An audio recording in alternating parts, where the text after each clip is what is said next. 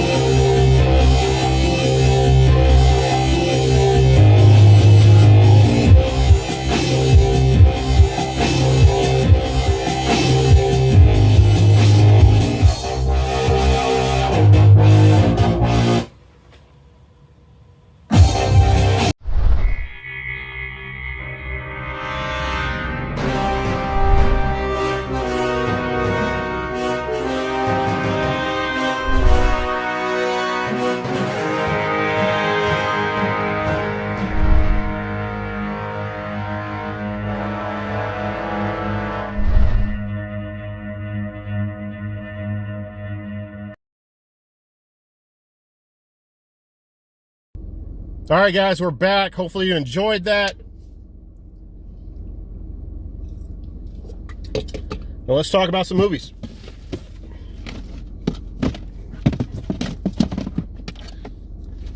All right, this is a good one to start off with here.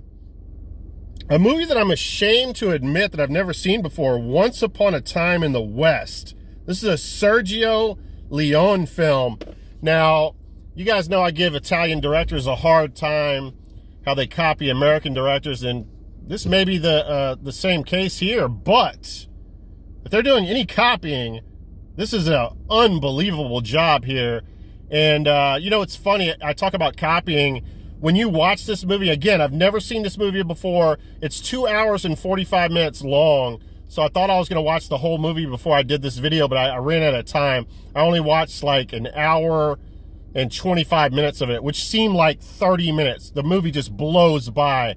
But speaking of copying, I couldn't help but notice when watching this movie how much, I was about to say Leonardo DiCaprio, how much Quentin Tarantino was inspired by this film, and how much, so much of what you see in this movie, from how it looks, how it sounds, has been used in some of his films, or in all of his films.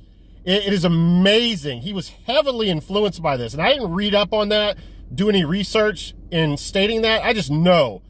It's written all, I mean, I'm telling you right now, you watch this movie, you will know that he's copied a lot off of it. A lot of those close-up scenes of people's eyes. Everything about the way this movie looks and sounds is on another fucking level. I'm telling you right now, this is on everybody's top 5 spaghetti western films of all time. Some people have this ranked number 1, the number 1 western film of all time. I've seen it ranked number 2 behind The Good, the Bad, and the Ugly. I've seen it ranked as low as 5, but really 5 is the lowest I've seen it ranked. This is an unbelievable, epic film. It is beautiful. I mean, I watched this. This is DVD, guys. And it looks like it's a 4K restoration. I would love to see this movie in 4K, and I'm not even a 4K guy, but this movie looks unbelievable. What a film. What an epic achievement. I think the Library of Congress or something has this film secured or something, like it's like a national treasure or some shit. I'm probably explaining that wrong, but wow, this movie is good. It's got Charles Bronson in it. It's got Henry Fonda, and it's got some of the best one-liners I've ever heard in a movie. How can you trust a man that wears both a belt and suspenders? Man can't even trust his own pants. That is a fucking classic line. But there's all kinds of lines in the movie like that.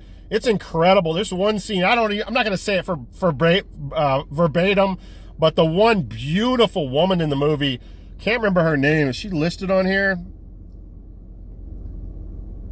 Claudia Cardinal, maybe? But she's like, you can just bend me over right now. You and your outlaws can just have sex with me, have your way with me. And after all that, all I need is a boiling pot of water to bring me back to being who I am, or something to that effect. And it's just like, wow. I was like, this is fucking unbelievable fucking dialogue. Just incredible, man. This movie just blew me away. I'm only an hour 25 into it. It's 2 hours and 45 minutes long, or 2 hours and 30 minutes long, something like that. It's a long movie, but again, it just blows by. Really impressed with it, man.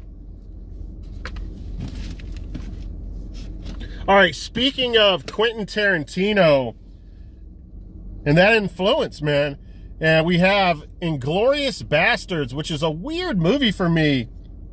And by the way, I picked this up at Goodwill. It's factory sealed, brand new, for $1.99. And this was also a Goodwill pickup from yesterday, $1.99 on this. Comes with a slip cover. And it's a weird movie for me. Obviously, Quentin Tarantino, it's one of his, small library of movies. What did he say before he dies? He's going to retire and only direct a certain number of movies. And, yeah, this is a movie that I've only seen bits and parts of. I don't know why. I've heard such great things about it, but I've seen like the beginning, like the first 30 minutes. And then for whatever reason, I saw parts of it during the middle of it, but I've never watched the movie from beginning to end. So now I have my opportunity here. Obviously, Brad Pitt's in this. 2-disc special edition. It's got the digital copy. Maybe I should try to give that away. I don't know if it's still good, guys, but maybe you can pause that and enlarge the screen so you can see that it's very small.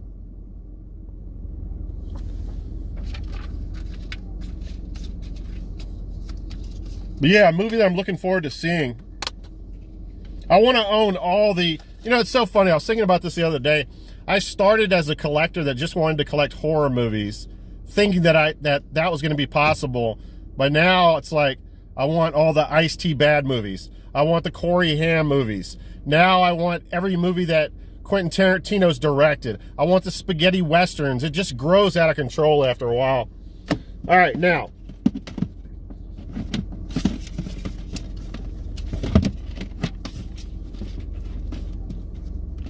Let's go into this. So, same Goodwill yesterday for $1.99. I got this. And I was actually surprised. Oh, you know what? I'm not surprised. This did not have a sticker on it, so I got lucky. They only charged me $2. Because what Goodwill's starting to do, and they count the disc that are in the, so if it's like a series, they'll like charge you extra per disc or some shit like that, which is absolutely insane. That's the reason why I passed up on Jordan Peele's first season of Twilight Zone. They had it at $7.99, so I passed up on that. But this is another series called Castle Rock, and it's produced by J.J. Abrams and produced by Stephen King. It's from an adaptation from a Stephen King book. And I'm 3 episodes into this, and it's a real slow burn. It takes a while to get to where it's going. The setup is really long-winded, but I've heard some really good things about it, and the acting's really good, and yeah, man, I'm enjoying it so far. From what I can see, this movie's about the devil. I don't know if it's the son of the devil or the devil himself, but what's the name of this guy? Skarsgård? Something Skarsgård. He's got a really cool performance as a devil. I think he's the devil in this movie. I don't know if you can see him back here. The lighting's probably not the best in the car, in the garage. I had to open the garage door to get more lighting in here, and then I started thinking, am I going to die of carbon monoxide poisoning? Anyway. Third world problems. But yeah, man, this seems like, what is this right here? Is this another code? I don't know. I really don't give a shit about codes, guys. Y'all can have whatever codes y'all want for me. I am not a digital guy. I'm the PMM, the Physical Media Mack, back on the attack. All right, so this season, this series right here lasted 2 seasons. I think this started in 2018. They re-upped it for 2019, and yeah. So unfortunately, I guess it got cut after 2 seasons. Well, yeah, Castle Rock. I like movies about the devil, man, and witches and shit like that. Totally my cup of tea. All right, the only reason that I picked this up, let me see. Oh, I gotta hurry up.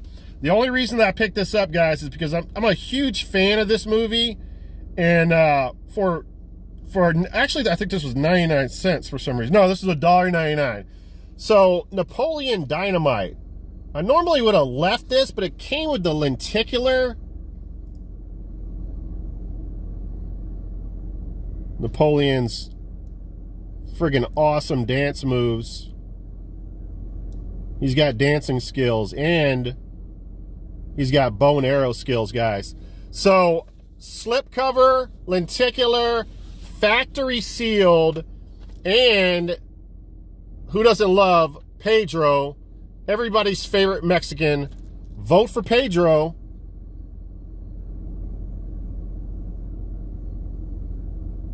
This is a story about a white boy and a Mexican that bonded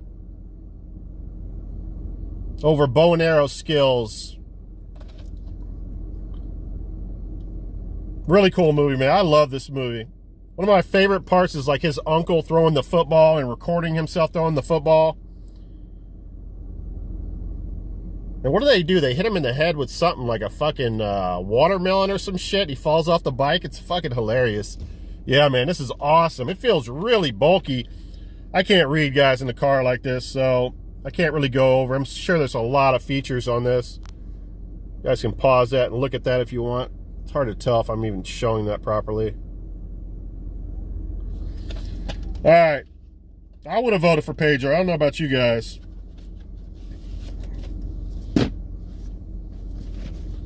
All right, yeah, man, really excited about this. Bought this off of Amazon Prime.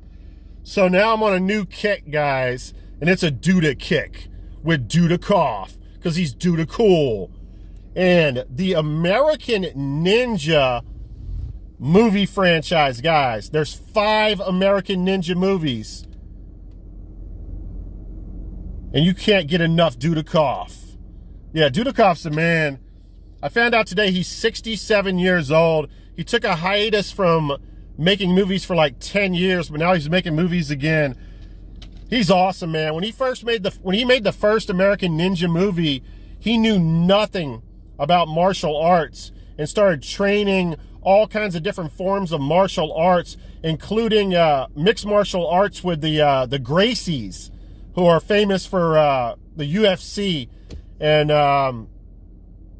yeah, man. So it's been a while since I've seen these movies, guys. So I'm not going to talk too much about them, but I did watch part 5 because I knew that I saw 1 when I was a kid.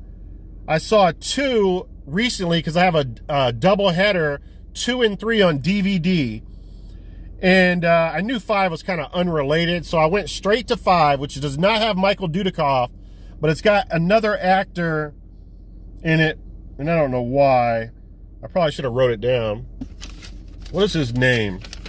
I can't remember his name. Did I write any notes on this? Probably not. Let me see.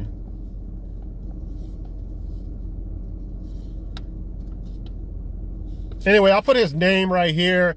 He's another badass mixed martial arts guy, and he was in 3, 4, and 5. Dudikoff was really just in 1 and 2. He might have made a cameo in 3. I can't remember. It's been a while since I've seen 3. I don't even know if I've seen 3, to be honest with you. But American Ninja, Dudikoff, man, he is fucking awesome. And part 5 was more of a movie that you really can't take seriously. It's more like the movie 3 Ninjas, where the kids are fucking, like part 5 is literally like, I don't know if it's a PG film, but it's about as close as PG as you can get. Like the first American Ninja movie, there's blood, people are getting their arms chopped off.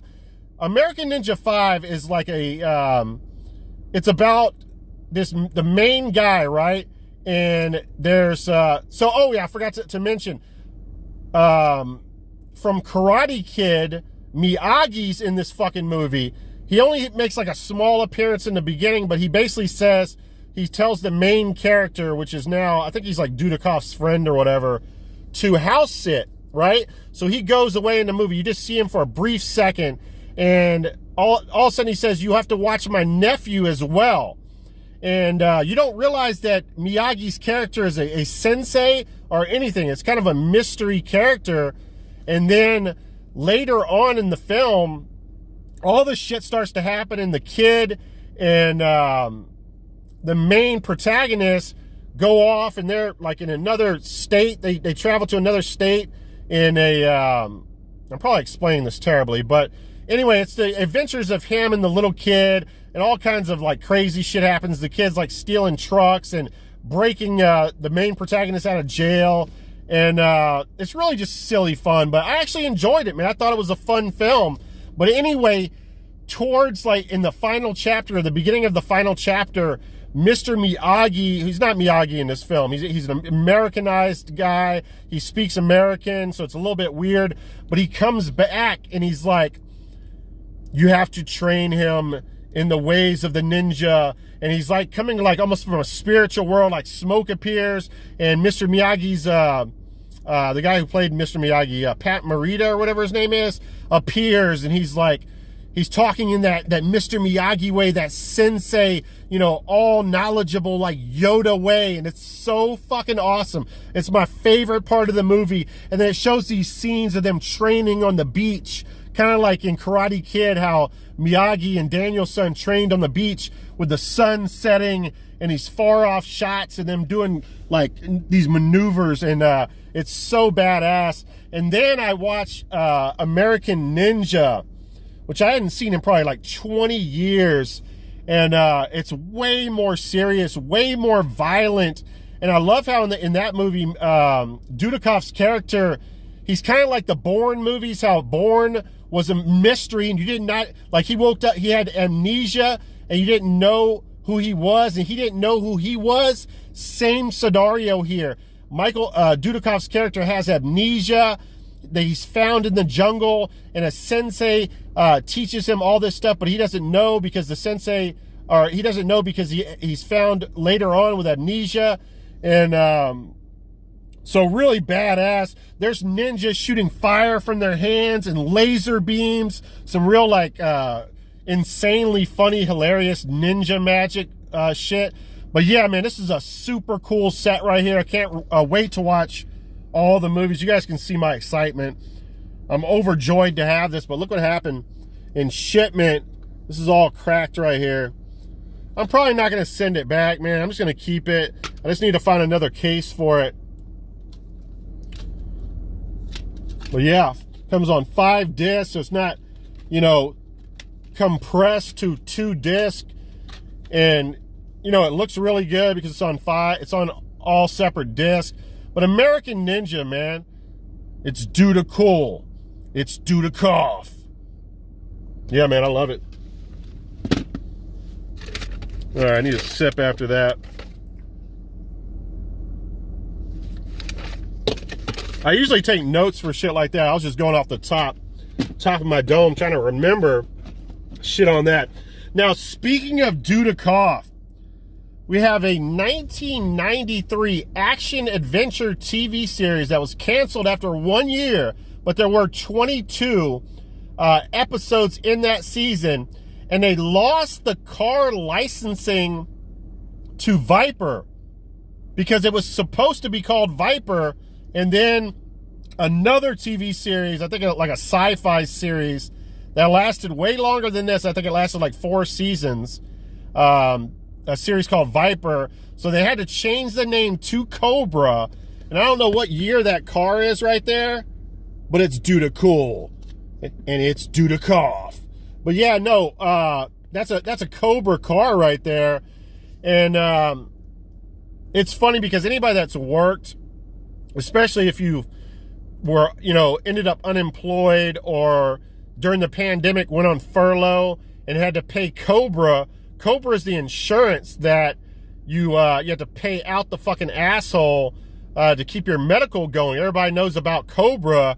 So in this movie, in the beginning, he's like a Navy SEAL that's went AWOL because, like the story with so many B action movies, a person in the military is told to bomb on a village, but there's civilians there, so they say no. It's like I've watched like 100 movies like that. Same scenario here, but he says no, ends up going AWOL, so the Navy's looking for him, and he's hiding away in this Alaskan town, helping out the villagers, and he's like a hero there to them.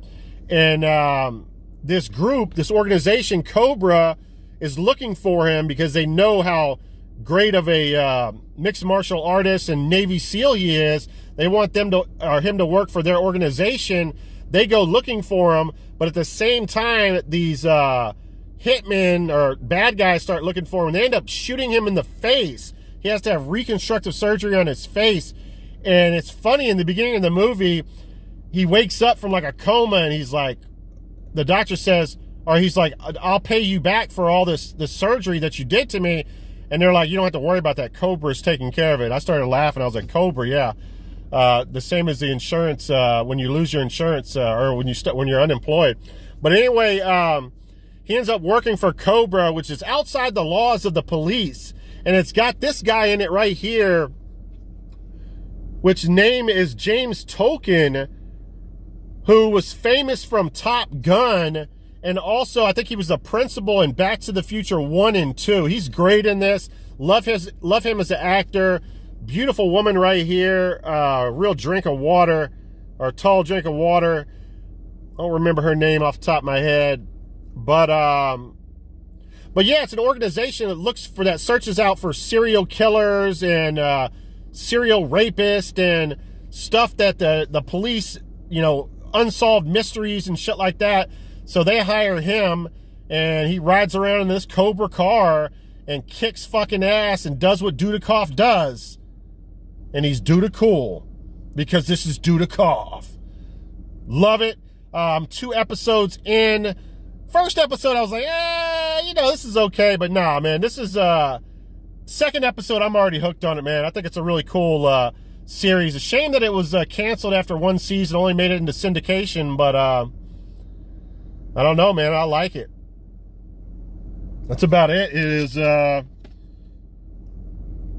man, the complete series comes on 5 disc, individual disc, and their little paper sleeves right there. Oh shit, I gotta hurry up, running out of time here. Let me see what I got here. Oh yeah, I'm running out of time. All right, so rest in peace, Patrick Swayze. I need to collect all the action Swayze movies. It's another rabbit hole I'm going down. 2006 film. I had to watch this last night. Roadhouse II. It failed. I don't think the actor Jonathan, I think his name's Jonathan Shrake. He plays the son of Patrick Swayze in this movie, or Patrick Swayze's character Dalton. And then Will Patton plays his uncle, who was in, I always remember from No Way Out, the Kevin Costner movie, the Russian spy movie. But he's been in all kinds of shit like Remember the Titans. I think he was a coach in that. Jake Busey, Gary Busey's son, is in this as the bad guy, the drug-dealing bad guy. He just doesn't do it for me, man. He just doesn't have an ounce of talent compared to his dad. But the thing I love about Roadhouse, the first movie, it's much like The Color of Money was about the pool world, or Rocky is about the boxing world. It took you into the bar culture, and it was about bartenders banging bartenders in the broom closets, and about fighting, and about you know, underhanded shit and drinks, and it was about the bar culture in general. I didn't feel that way about Roadhouse 2. I felt like it strayed away from that. It was more of an undercover cop movie, and it wasn't a terrible movie, but it's no Roadhouse. Not that it would be, but I wanted it to be better. I really rooted for the movie, but I just did not think it was that good.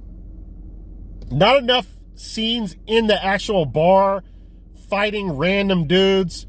There wasn't enough of that in the movie as well. It really fell short on that. I'm going to pause real quick and free up some space on the phone, and then we'll finish this video off. We got more Dudikoff. This is a 1996 film. And by the way, bounty hunters, this brings up a very important question. Could Dudikoff kick Boba Fett's ass? And I gotta say, I think so. Yeah, I think he could, because he's Dudikoff. Remember the show Dog the Bounty Hunter? Just imagine replacing Dog with Dudikoff. That's scary, guys. That would be fucking scary. Dudikoff is a man. Now, this is obviously a bounty hunter movie. And it says, high explosive caliber action. It's open season on the bad guys. Michael Dudikoff. Bounty hunter Jeremy Bellini is flat broke. So when his beautiful ex-girlfriend and fellow bounty hunter, BB Bannister, nabs Izzy, a bail-jumping car thief, with a $10,000 price on his head, Jersey decides to collect the 10 grand himself. In the rumble that follows, Izzy escapes, leaving Jersey and BB holding the latest score, a sky blue Rolls Royce. Trouble is, the car belongs to the mobster Emery Demos, and the trunk contains a hooker named Star, who witnesses Demos blow away a local businessman. I mean, it just sounds absolutely crazy. Dudikoff, I mean, listen, guys, I'm going to collect all his movies. I think the guy is awesome. Phenomenal B action movie star, and he's a man. This was new, by the way. It had a sticker on top of it. Doesn't come with any paperwork, but yeah, Bounty Hunters. Can't wait to check that out. We'll talk about that in the next video, guys. Moving on. I need to race through this shit. All right, so we have a 2007 film, Vacancy. Now, I got this at a pawn shop for $1.99. That permanent marker's already bothering me. Rip this thing open here. This has got Luke Wilson in it. I'm not the biggest fan of Luke Wilson. Him and the guy from the Scream movies, Dooley, or whatever the freak his name is. I hate that guy. Oh, it's not as easy to open as I thought. What's the guy from the Scream movies? I can't think of his name. This has got Kate Beckinsale in it. If I remember correctly, nothing special there. Got a little promotional deal, Blu-ray promotional deal. Check out the movies on there. But if I remember correctly, Kate Beckinsale's character and Luke Wilson check into this seedy motel, and they're bored. They check the VCR. There's a tape in there. They watch it. It ends up being a snuff film where people get murdered. And the bad part about that snuff film is that it comes from the cameras that are hidden inside their motel room. The murders actually happened in their motel room. Once they find this out, then they're trying to escape this murderous, I don't know if it's a crew of people or a murderous VCR recording snuff film people. But yeah, I remember this being pretty good, man. Vacancy. Blu-ray, $2. I upgraded. I had it on DVD. And look forward to checking this one out again. All right, this was actually surprisingly pretty decent. I thought this was going to be bad. Another Goodwill pickup, The Hills Run Red. This is a 2009 film. It's like a 80s style slasher.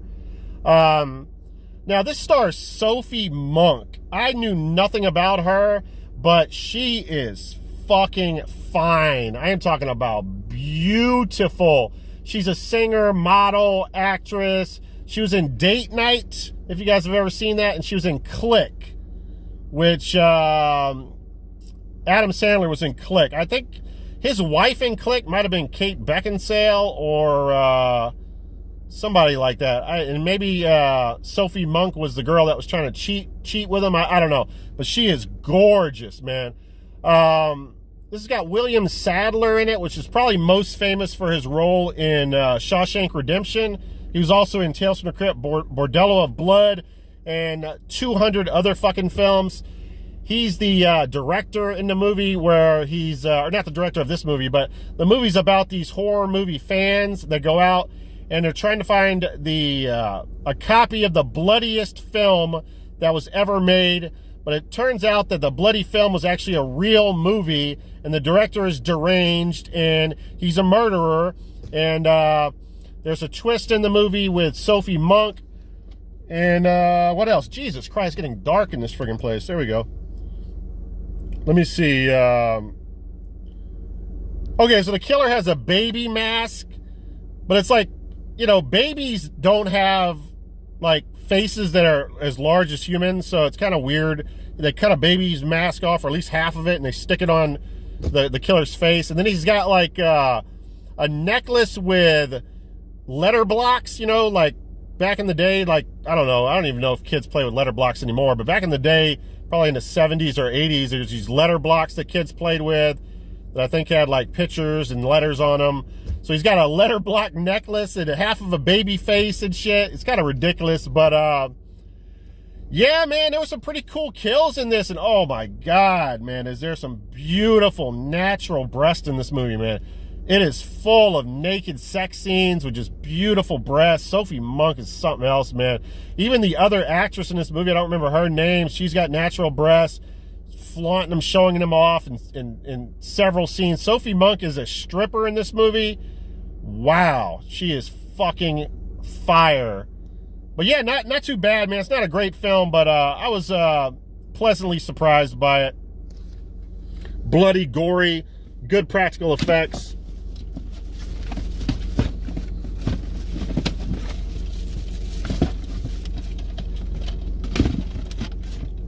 All right, now we have, I'm going to have to turn this light on again.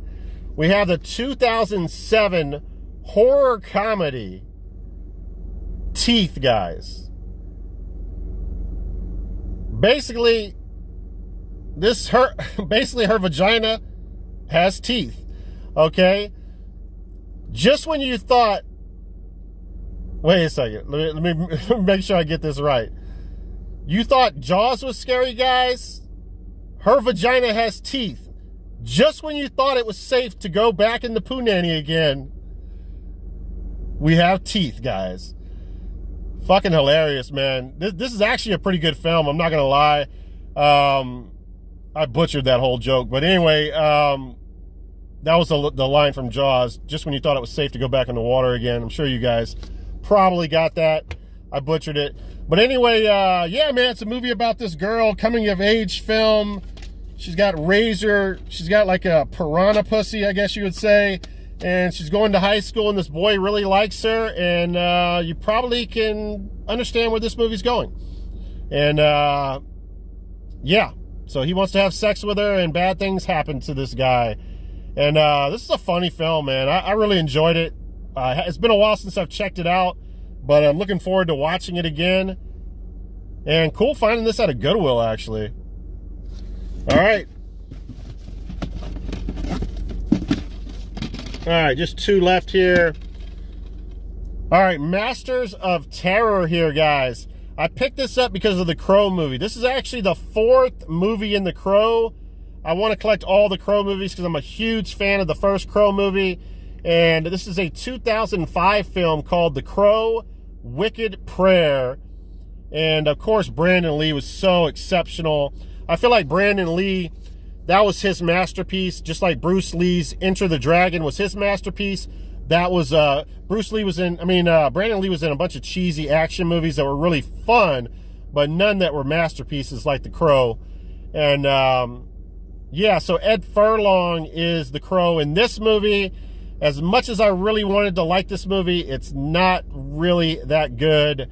It's definitely cheesy. David Boreanaz, who you might know from Buffy the Vampire Killer, which I've never watched, by the way, and the Angel series. I think he starred in the Angel series.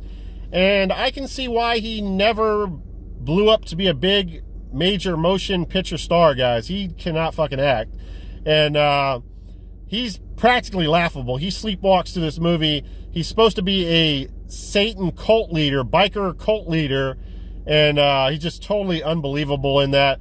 Parts of the movie at the end are kind of funny and cheesy with him. It gets to the point where it's so bad that it's good at the end of the movie, the last final act. But yeah, he's not a good actor. He really does not do a good job in this movie. When you have Tara Reid being one of the highlights of the movie, it's probably a bad thing. But I will say this is back when Tara Reid was fucking hot. And she plays David's, the cult leader's girlfriend, and they kill Edward Furlong's character and his girlfriend's character and cut her eyeball out, and now Tara Reid can see into the future now. Yeah, it's pretty interesting. Dennis Hopper, you almost feel bad for him in this movie. He's such a legendary actor, and he is just, he's a train wreck in this movie. Real shitty performance by him. And, yeah, I wanted to love this movie, but it's really not that good, guys. All right, let me take a sip here and we'll finish this off.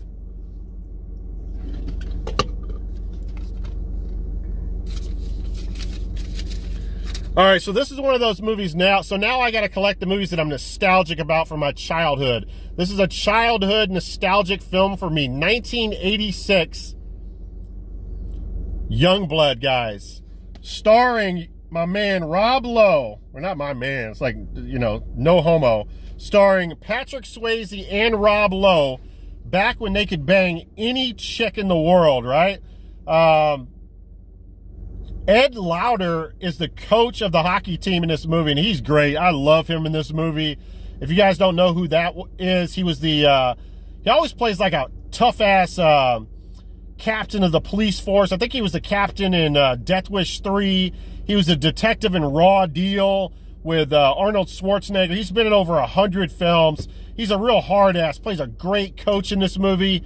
And George Finn is the bad hockey guy. He's like the heel character in this movie. And he was actually a real hockey player, a real professional hockey player, which I think is cool, Cynthia Gibb is absolutely gorgeous. I had such a crush on her when I was a kid. She was in Short Circuit as the girlfriend, and also in Death Warrant. I think Claude Van Damme's girlfriend in Death Warrant.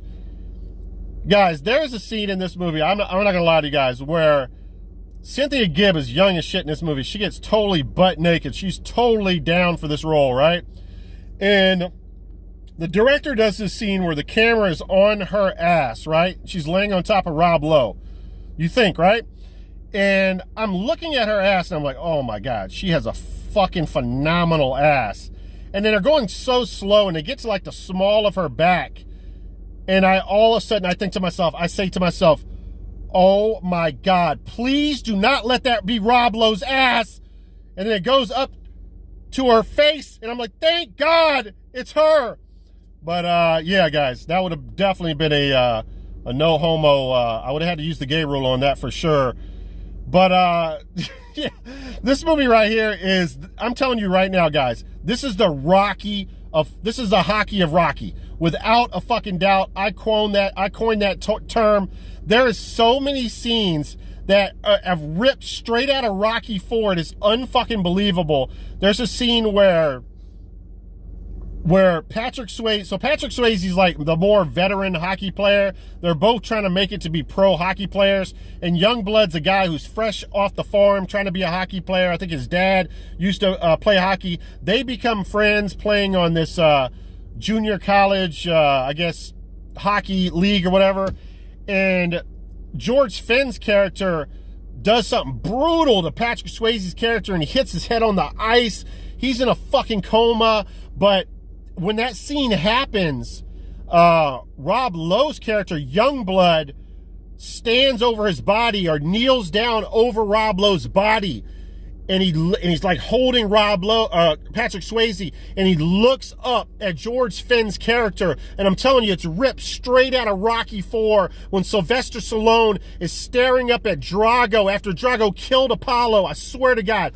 And then there's a scene where, you know, Patrick Swayze's character is in the coma, and Cynthia Gibbs' character is begging Rob Lowe because he quits playing. Like, he goes back to the farm.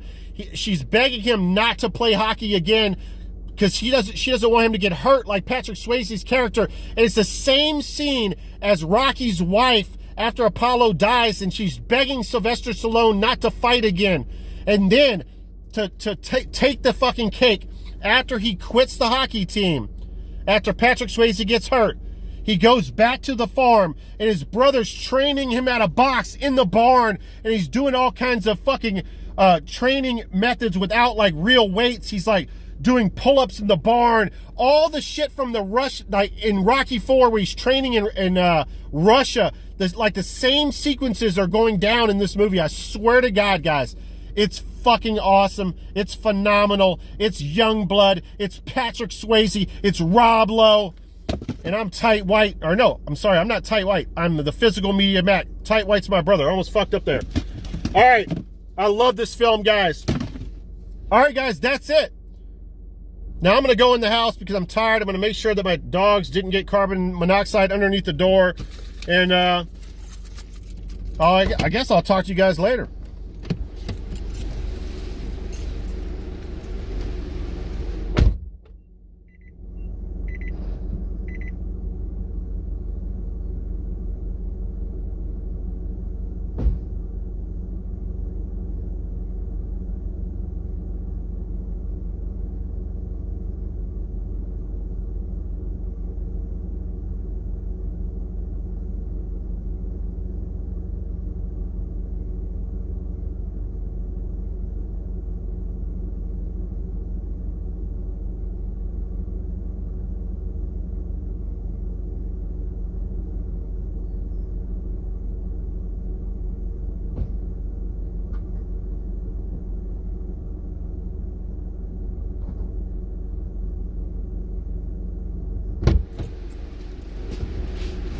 Oh my God, you guys are still here?